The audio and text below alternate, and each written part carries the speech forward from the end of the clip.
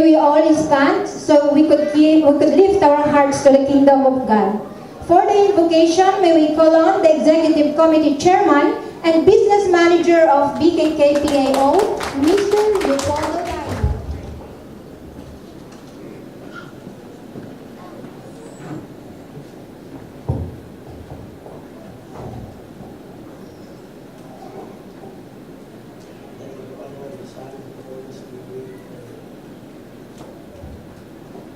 Dear Heavenly Father, we thank you for this opportunity that we reach the celebration of the 20th anniversary of the Bagong Kapwa kong Pilipino sa Athens organization.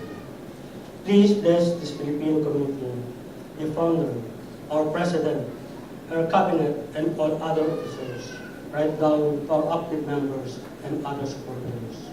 Grant and work that BKKPAO do, especially in the areas of community service for our homeland, will benefit individuals in our local communities and throughout the Philippines.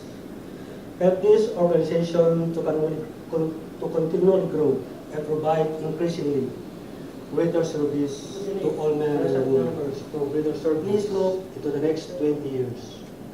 Provide the organization new members with energy and enthusiasm to help carry the load and to devise innovative ways to serve the Filipino community as well as providing the national and international needs.